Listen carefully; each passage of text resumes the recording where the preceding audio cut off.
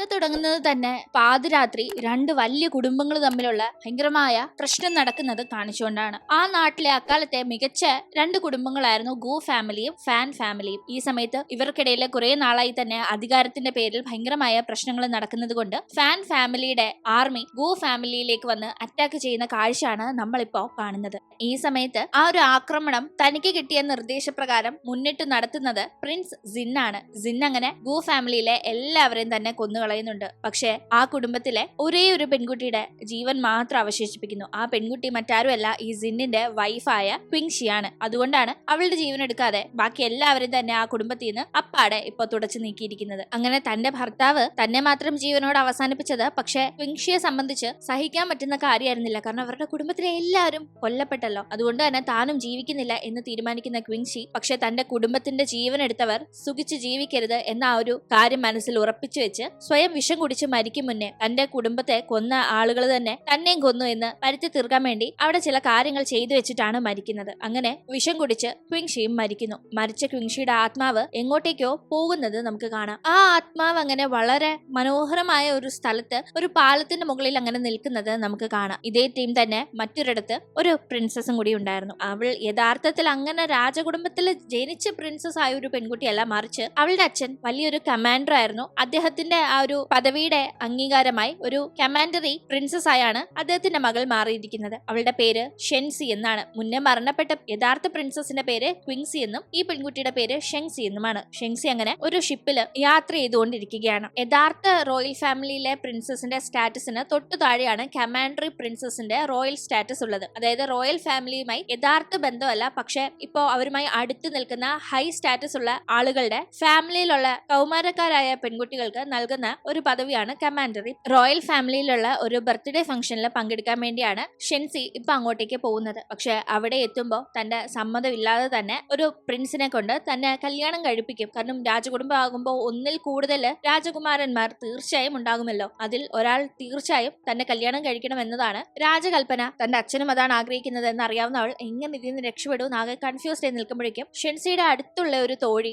സമാധാനിപ്പിക്കാനായി നോക്കുന്നുണ്ട്. പക്ഷെ അത്രയും നേരം സ്നേഹത്തെ സംസാരിച്ചിരുന്ന തോഴി എന്തുകൊണ്ടാണെന്ന് അറിയില്ല, പെട്ടെന്ന് അവരുള്ള ആ ഒരു ഷിപ്പിൽ നിന്ന് ഷെൻസിയെ ആ തണുത്ത് മരവിച്ചിരിക്കുന്ന വെള്ളത്തിലേക്ക് ആ ഇരുട്ടത്ത് തള്ളിയിടുകയാണ്. വെള്ളത്തിലേക്ക് അവൾ വീഴുമ്പോഴേക്കും അവളുടെ ബോധം മറയുന്നു. അവൾക്ക് എന്തോ ഒന്ന് സംഭവിക്കുന്നുണ്ട്. പിന്നീട് അവൾ കണ്ണു തുറക്കുമ്പോഴേക്കും മുന്നേ നമ്മൾ കണ്ടില്ല മനോഹരമായ ഒരു സ്ഥലവും അവിടെയുള്ള പാലവും ക്വിങ്സിയുടെ ആത്മാവിനെ നമ്മൾ കണ്ട അതേ പാലം, അവിടേക്ക് തന്നെ ഷെൻസിയും ഇപ്പോൾ എത്തുന്നു. ഷെൻസിയെ ക്വിങ്സി തൊടുമ്പോഴേക്കും അവളുടെ ആത്മാവ് ഷെൻസിയുടെ ശരീരത്തിൽ പ്രവേശിക്കുന്നതായും നമുക്ക് കാണാം. അതിനുശേഷം ഷെൻസിയെ വീണ്ടും കാണുമ്പോഴേക്കും വെള്ളത്തിൽ വീണവൾ ഇപ്പോ കരക്കടിഞ്ഞിരിക്കുന്നു. ഇവിടെ ഇങ്ങനെ കാര്യങ്ങൾ നടക്കുന്ന ഇതേ സമയം തന്നെ ഇമ്മോർട്ടൽ വൈൻ എന്ന ഒരു സാധനം കുറച്ച് കൊള്ളക്കാര് കടത്തിക്കൊണ്ടുപോകാനായി ശ്രമിക്കുന്നതറിഞ്ഞ് ആ നാട്ടിലെ ക്രൗൺ പ്രിൻസ് ആയ യോങ് അങ്ങോട്ടേക്ക് ചെല്ലുന്നുണ്ട്. യോങ്ങിന്റെ കൂടെ സഹായിയായ ടിയാനും ഉണ്ടായിരുന്നു. ആ കൊള്ളക്കാരുടെ അടുത്ത് അത് തങ്ങൾക്ക് വേണമെന്ന് യോങ് ആവശ്യപ്പെടുമ്പോ, നീ മറ്റേ ആ ഒരു അസുഖം പിടിച്ച് ചാവാനായി കിടക്കുന്ന ആ രാജകുമാരനല്ലേ, നീ ചോദിച്ചാൽ ഞങ്ങൾ തരാനായി പോകുന്നു പറഞ്ഞ് യോങ് വളരെ വീക്കായ ഒരാളാണ്, അവൻ തുമ്മിയ തെറിക്കുന്ന ഒരാളാണ് എന്ന രീതിക്ക് ഒരു സംസാരം ഉള്ളതുകൊണ്ട് തന്നെ ആ ഒരു പുച്ഛത്തിൽ ആ കൊള്ളക്കാർ ഇവൻ തങ്ങളെ എന്ത് ചെയ്യാനാണെന്ന് മട്ടിൽ സംസാരിക്കുമ്പോൾ ടിയാൻ അതിൽ ഇടപെടും മുന്നേ യോങ് തന്നെ അവർക്കുള്ള മറുപടി അവന്റെ മാർഷൽ ആർട്സ് സ്കിൽ അവിടെ പ്രകടിപ്പിച്ച് നൽകുന്നുണ്ട്. എന്തായാലും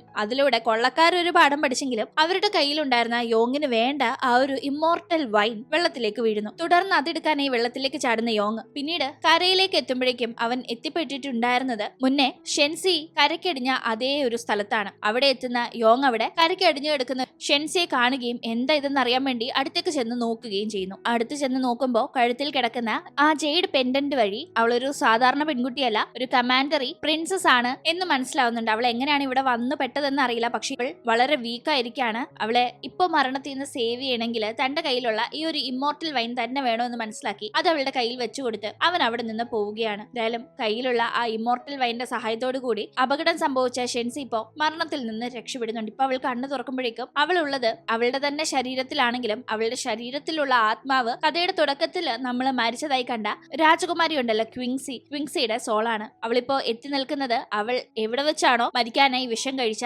അതേ കൊട്ടാരത്തിൽ തന്നെയാണ്. അവിടെ അവൾക്ക് ചുറ്റും ഇപ്പൊ അവളുടെ മെയ്ഡ്സും ഉണ്ട്. അവളുടെ ചുറ്റിനുമുള്ളവർക്ക് അകത്തുള്ള സോളിനെ പറ്റി അറിയില്ലല്ലോ, അവർക്ക് രൂപം കൊണ്ട് ഇത് ഷെൻസിയാണ്. ഷെൻസി പെട്ടെന്ന് അന്തം വിട്ടിരിക്കുമ്പോഴേക്കും മെയ്ഡ്സ് അവളോട് പതിയെ സംസാരിക്കുന്നുണ്ട്. ഞങ്ങളുടെ തെറ്റുകൊണ്ടാണ്, ഞങ്ങൾ ശ്രദ്ധിക്കാഞ്ഞത് കൊണ്ടാണ് എന്നൊക്കെ. അവൾ കപ്പലിൽ നിന്ന് വെള്ളത്തിലേക്ക് വീണു എന്നതല്ലേ ഇവർക്ക് അറിയുള്ളൂ. എന്തായാലും ആ ടീം ഗോ ഫാമിലിയെ പറ്റിയും തന്റെ ഹസ്ബൻഡ് ഹസ്ബൻഡ് ആയിരുന്ന ആളെ പറ്റിയുമൊക്കെ പതിയെ അവൾ തിരക്കുന്നുണ്ട്. ഹസ്ബൻഡ് എന്ന് പറഞ്ഞല്ല, അദ്ദേഹത്തിന്റെ ഗ്രാൻഡ് ചാൻസലർ എന്ന രാജപദവിയെ പറ്റിയൊക്കെ പറഞ്ഞാണ് തിരക്കുന്നത്. ഈ ടീം ഗൂ ഫാമിലിയെ മൊത്തത്തിൽ കൊന്ന ഫാൻ ഫാമിലിക്കും പിന്നീട് അവരുടെ നാശം നേരിടേണ്ടി വന്നു. ആ കുടുംബവും നശിച്ചു പോയെന്ന കാര്യം മെയ്ഡ് വഴി അറിയുമ്പോൾ താൻ എന്തിനു വേണ്ടിയാണോ ആത്മഹത്യ ചെയ്തത് ആ കാര്യം നടന്നു എന്നത് അവൾക്ക് സമാധാനമാവുന്നുണ്ട്.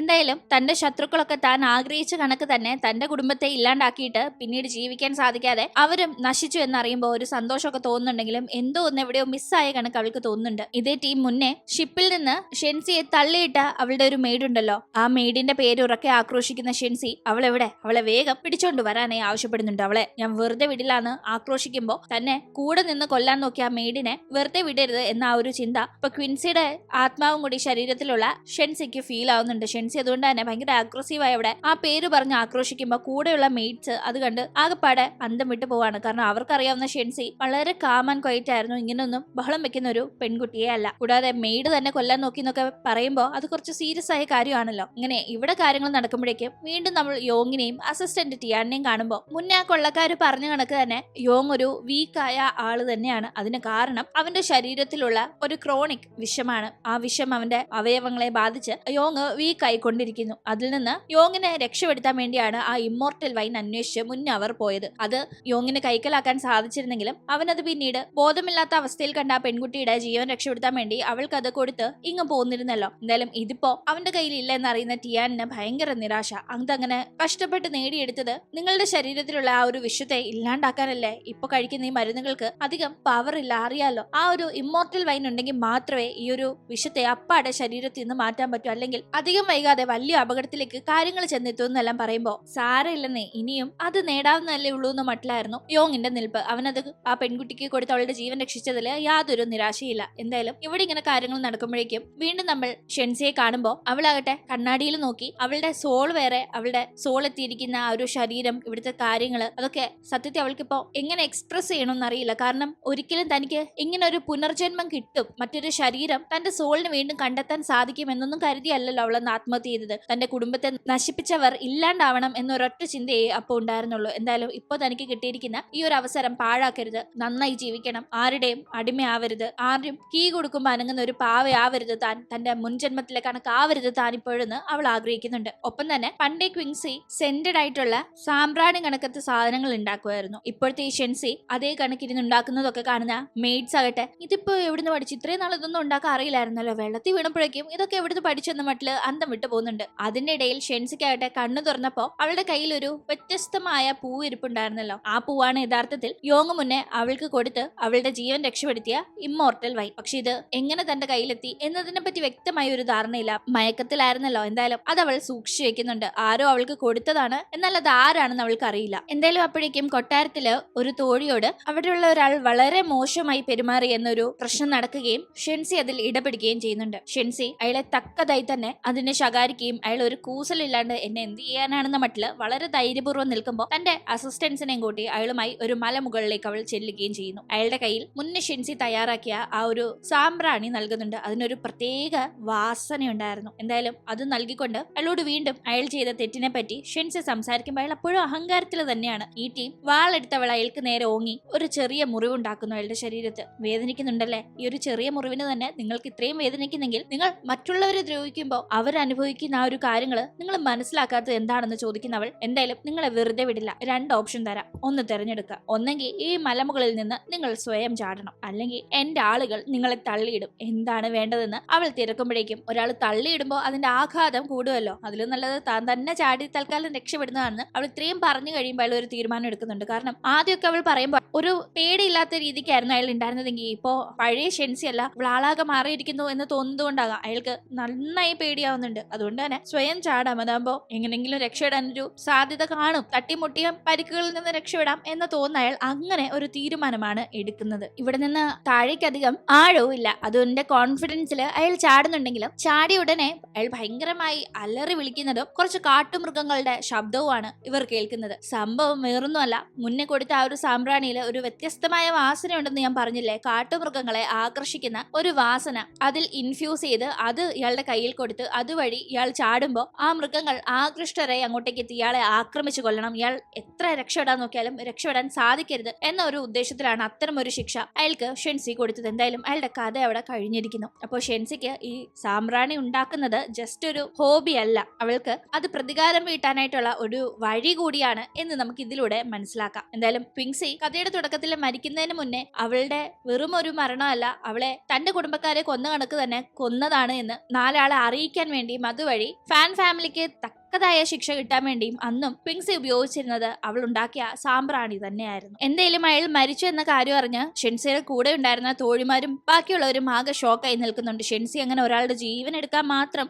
ഒരു ചിന്താഗതിയുള്ള ഒരു പെൺകുട്ടിയായിരുന്നില്ല. അയാൾ എത്ര വലിയ തെറ്റാണ് ചെയ്തതെന്ന് പറഞ്ഞാൽ പോലും. പക്ഷെ ആ വെള്ളത്തിൽ വീണ് തിരിച്ചെത്തിയ ശേഷം ഷെൻസി ആകെപ്പാടെ മാറിയിരിക്കുന്നു എന്നത് അവർക്ക് വ്യക്തമാവുന്നുണ്ട്. എന്തുകൊണ്ടെന്ന് ആർക്കും ഒരു പിടുത്തവും. ഇതേ ടീമിൽ നടക്കുന്ന കാര്യങ്ങളൊക്കെ ക്രൗൺ പ്രിൻസ് യോങ്ങും അസിസ്റ്റന്റ് ടിയാനും കാണുന്നുണ്ടായിരുന്നു. അവരാകട്ടെ ആ ഇമ്മോർട്ടൽ വൈൻ തിരിച്ചു മേടിക്കാനായി ആ പെൺകുട്ടി അന്വേഷിച്ചിറങ്ങിയതാണ്. അപ്പോഴാണ് ഇവിടെ എത്തുകയും ഈ കാഴ്ചകൾ കാണുകയും ചെയ്യുന്നത്. ഇത്രയും ക്രൂരായ ഒരു പെൺകുട്ടിക്കാണോ ആ ഒരു ഇമ്മോർട്ടൽ വൈൻ കൊടുത്ത് അവളുടെ ജീവൻ രക്ഷപ്പെടുത്തിയത്? വല്ല കാര്യം ഉണ്ടായിരുന്നോ എന്നൊക്കെ ടിയാൻ ചോദിക്കുന്നുണ്ട്. കാരണം ഒരു പാവം പെൺകുട്ടിയെ കണ്ടു, അവൾ ജീവന് വേണ്ടി പോരാടുന്നത് കണ്ട് അവളെ രക്ഷപ്പെടുത്താൻ വേണ്ടി അത് താൻ കൊടുത്തതാണെന്നൊക്കെ യോങ് പറഞ്ഞിട്ടുണ്ടായിരുന്നു. എന്തായാലും ഇപ്പൊ ഈ കാഴ്ചകൾ കണ്ട് യോങ് പറഞ്ഞതിന് നേരെ ഓപ്പോസിറ്റ് ആണല്ലോ യോങ് രക്ഷപ്പെടുത്താൻ നോക്കി ആ പെൺകുട്ടി എന്ന് പറഞ്ഞു ടിയാൻ സംസാരിക്കുമ്പോൾ യോങ് തന്നെ അന്തം വിട്ടു പോകുന്നുണ്ട്. ആ ബോധം കെട്ട് കിടക്കുന്നത് കണ്ടപ്പോ ഒരു പാവം പെണ്ണാണ് എന്ന് കരുതിയാണ് താൻ രക്ഷപ്പെടുത്തിയത്. പക്ഷെ അവൾ ഒന്ന് പറഞ്ഞ് രണ്ടാമത്തേന് ആളുകളെ കൊല്ലുന്ന ഒരാളാണോ എന്ന് അവൻ ആകെ അന്തം വിട്ട് നിൽക്കുന്നിടത്ത് ഇന്നത്തെ എപ്പിസോഡ് ഇവിടെ അവസാനിക്കുന്നു. ഇത് സാധാരണ ഒരു പെണ്ണോ അല്ലെങ്കിൽ എല്ലാരും കരുതുന്ന കണക്ക് ഷെൻസിയോ അല്ല, അവളുടെ ഉള്ളിൽ